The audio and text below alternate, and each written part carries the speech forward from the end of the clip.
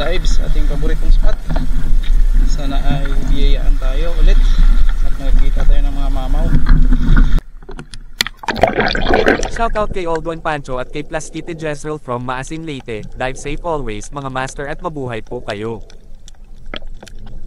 At pagkasisid nga lang natin mga master ay nakakita agad tayo ng saang. Kapag nakakita tayo ng saang ay pinupulot talaga natin dahil masarap to sa inihaw at masarap din to sa gata. Dito sa tabi mga master ay may marami na namang maliliit na bagulan, which is good news para sa atin mga master. Ibig sabihin may mga bagulan pa na papalit sa mga natusok na mga bagulan ng ating mga kasamahan noong nakaraan. Isa pala to sa mga spot na may marami talagang bagulan na natutusok kapag nagsisilabasan sila. At marami ding danggit dito mga master sa tabi. At may nakita tayong napakalaki carrier crab, kaso hindi tayo kumukuha nito mga master dahil nakakatakot talaga yung kanyang itsura, kaya binidyo-video lang muna natin. Sabi ng iba nating mga master ay mataba daw yung sipit niya at yun lang ang may matabang mga laman, pero hindi talaga tayo kumukuha niyan dahil aside na nakakatakot yung kanyang itsura ay napakalaki at hindi talaga kakasya sa buyot natin. Kaya ito na lang yung tutusukin natin mga master, isa na namang Dragon Ball. Ito yung mga maliliit na klase ng mga Dragon Ball na hindi gaanong lumalaki, pero ang kagandahan lang nito mga master ay madaling kunin yung kanyang mga tinik. At ayan pa mga master, danggit na naman. Dito tayo dumaan sa tabi dahil may maraming maliliit na danggit at siguradong may mga pusit din na maninibad sa mga danggit na ito. At doble yung target natin dito, mga pusit at mga medyo malalapad na nadanggit ay tutusukin na rin natin para hindi tayo lugi sa biyahe. At ito mga master, isang medyo good size na buntok. Nasa ibabaw lang kasi siya ng bato at kaunti lang yung mga samo na pinagtaguan niya, kaya madali lang nating nakita. Medyo magalaw pa yung mga samo, kaya pagkatapos nating matusok yung danggit at paglingon natin ay agad-agad talaga nating nakita. Kapag may nakita kayong buntog mga master ay maghanap-hanap kayo sa paligid, ibig sabihin may mga buntog pa siyang kasama. Yung mga buntog kasi ay para mga ipos-ipos din at para mga parrotfish. Kadalasan ay mga kawan sila na nagsama-sama, kaya naghanap-hanap tayo sa mga paligid ng mga samo at may nakita tayong mga buntog. Ito yung mga kasamahan siguro niya, pero medyo maliliit, mas maliit kumpara sa una nating natusok at nakawala pa siya mga master, pero naka-target lock na siya sa atin kaya wala na rin siya kawala.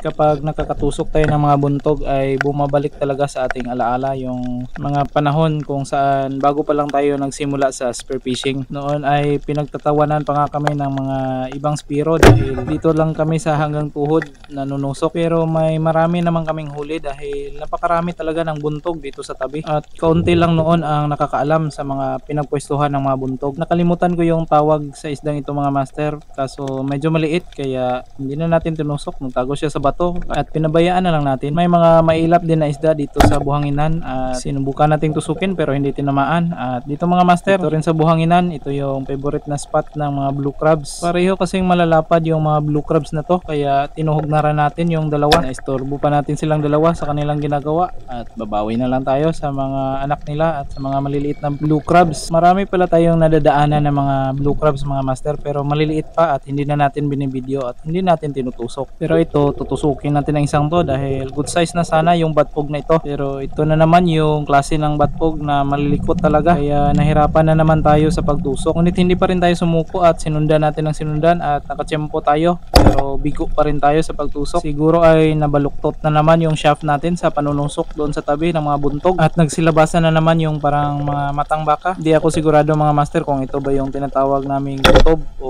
di kaya ay kabalyas, pero mailap at hindi natin natusok. Buti na lang pagdating natin sa unahan ay nakikita tayo ng mga good size na mga dalagang bukid o sulit. Medyo maganda kasi yung agos mga master, kaya nagsilabasan yung mga sulit o dalagang bukid na galing sa laot at maamo naman yung sulit na ito at hindi masyadong magalaw, kaya madali lang nating nasinta. Ito yung mga sulit na gusto nating tusukin dahil malalapad yung kanilang likod at hindi masyadong mailap, pero pagdating natin sa unahan mga master medyo malikot yung sulit na ito at magalaw siya o malikot, kaya hindi tuloy natin tinamaan. Mabilis yung langoy niya kaya hindi na natin hinabol dahil mapapagod rin lang tayo. At dito pa rin sa malalim na part mga master ay may natusok tayong isang good size na naman na timbungan. Doon na kasi natin siya nakita sa ilalim pagkasisid natin at hindi pala naka-on yung camera at medyo malayo pa yung distansya, kaya kakapusin na tayo ng hangin kung mag-on pa tayo ng camera at malayo pa yung lilangoy natin at baka ma-short short tayo at solo dive lang tayo, kaya safety first lang muna. At ayun, hindi na naman tinamaan yung dalagang bukid, pero hindi natin pakakawalan yung sulid na ito. Hinabol talaga natin mga master at malayo yung nalangoy natin, saka natin siya nalapitan. Sayang kasi kung makakawala, dahil pangalawa na to kung makakawala pa, at mga good size pa naman yung mga dalagang bukid na nagsilabasan, kaya sinundan talaga natin at inasinta talaga natin ng maayos. Kaya sa kabutihan palad ay natusok natin yung good size na dalagang bukid. May mga kasama pa to kanina mga master, pero kumaripas din yung kanyang mga kasama pagkatapos natin siya mga tusok. Medyo lumabo na naman yung parting malalim, kaya lumipat tayo dito sa mababaw. Nag-iba na rin kasi yung daloy ng agos at papasalubong sa atin, kaya mapapagod tayo kung sasalubungin natin yung agos, kaya dito muna tayo sa tabi. At nadagdagan yung dragon ball natin at nakatusok pa tayo ng needlefish. At ito mga master,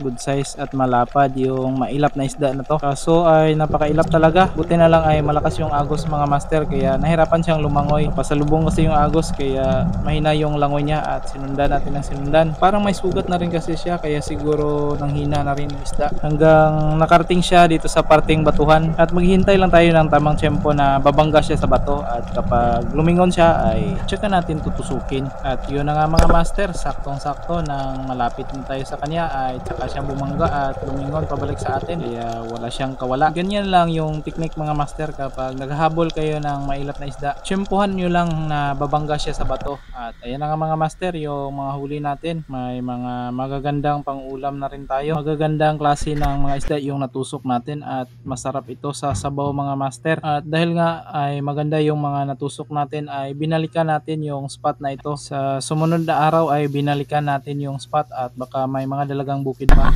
Sa mga master, welcome back sa ating adventure. Binalikan natin yung spot kung saan tayo nagdive ng nakaraan mga master. Tingnan natin kung may mga dalagang bukid pa ba. Sana rin may mga pagulan tayo makita. Tara, let's dive.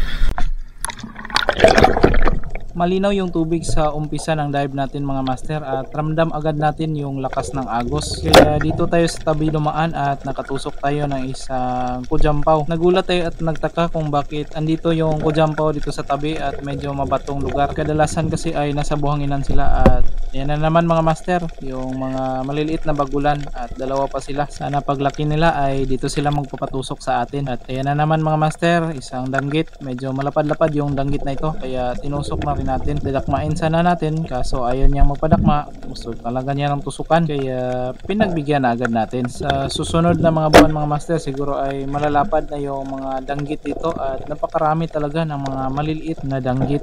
At nakikita rin tayo ng maliit na lipti, pero hahayaan muna natin yan dahil sustainable spearfishing ulit tayo. Pati yung hito na ito ay hayaan muna natin dahil mag-isa lang siya, pero ito mga master, hindi na natin to hahayaan. Malayo-layo na kasi yung nalangoy natin at puro danggit na maliliit pa lang yung ating makikita, kaya para hindi tayo lugi sa ating paglalangoy ay kailangan nating manusok-tusok ng pwede nating pakinabangan. Pero ito mga master, parang nakonsensya tayo at parang kulang pa talaga sa size, kaya hinayaan na lang natin. Kung gusto pa natin na may matutusok tayo sa mga darating na panahon, ay kailangan talaga nating disiplinahin ang ating mga sarili at hindi puro ngayon ang iisipin natin. Pero ang isang to ay inaakit talaga tayo, kaya natukso tayo at sinubukan nating tusukin. Medyo malaki-laki kumpara sa una nating nakita, kaso hindi natin tinamaan mga master, kaya hinayaan na rin natin. Kung ayaw magpatusok ay huwag nating pilitin. At sa wakas mga master, may pusit na nasumampa at nadaplisan pa natin yung ulo, at parang nabungaw yung pusit, kaya hindi na siya nakalangoy palayo.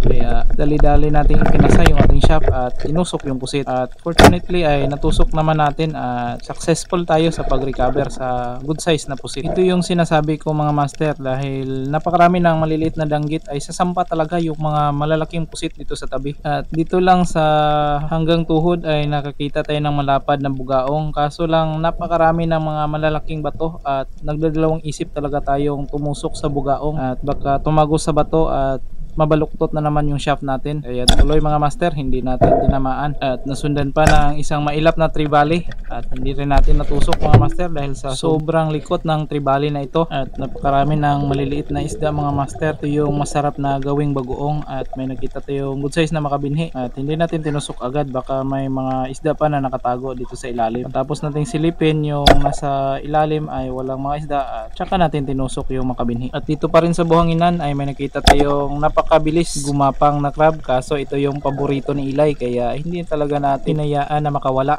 At dito na tayo mga master sa spot kung saan tayo nakatusok ng mga dalagang bukid nung nakaraan, at ito na naman sila mga master. Ang problema ay sobrang lakas ng agos at hindi agad natin nalapitan yung dalagang bukid, kaya bumalik tayo sa itaas at nag-ipon ng hangin. Buti na lang ay napakaamo ng dalagang bukid na ito at natusok talaga natin. Hindi talaga siya umalis habang inilawan natin siya doon sa ilalim. Pagkasisid natin ay hindi siya malikot kaya madali lang nating natusok. Tatlo silang magkakasama kanina mga master, kaso lang hindi na natin mabalikan dahil tinatangay tayo ng sobrang lakas na agos. At ito pa, magandang size din ng batog na ito, kaso hindi natin tinamaan at hindi na natin mabalikan dahil grabe yung agos mga master. At ito pa, medyo nang hinayang din tayo sa bayot-bayot na ito. Pagkatabi lang sila ng cowfish, dinakma natin yung cowfish at tusok natin yung bayot-bayot, kaso hindi tumagos yung shaft natin at pagkahila natin ay nakatanggal yung bayot-bayot. Nasa malapit lang sana mga master, kaso hindi na talaga natin pwedeng balikan dahil grabe parang baha yung agos at hindi talaga tayo makausad kahit anong padjak natin. Ngayon lang tayo naka-encounter ng ganito kalakas na agos dito sa spot na ito, at napakadelikado talaga kapag sumabit yung shaft mo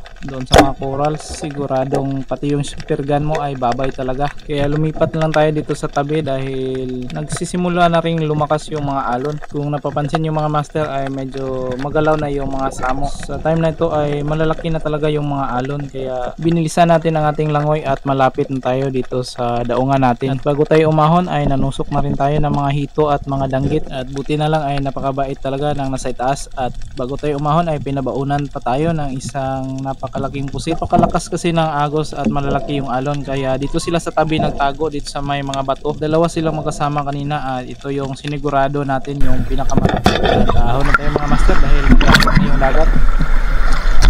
At pagkaahon natin ay andito pala si GR, kaya nag-usap kami ng saglit. Thank you Lord, kahit quick dive lang ay magaganda pa rin yung mga blessings. Sana ay nag-enjoy kayo sa ating adventure, at kung umabot kayo sa bahagi ng bidyong ito ay maaaring mag-react, comment at share. Malaking tulong po yun para makagawa pa tayo ng maraming adventure. Maraming salamat mga master at hanggang sa muli.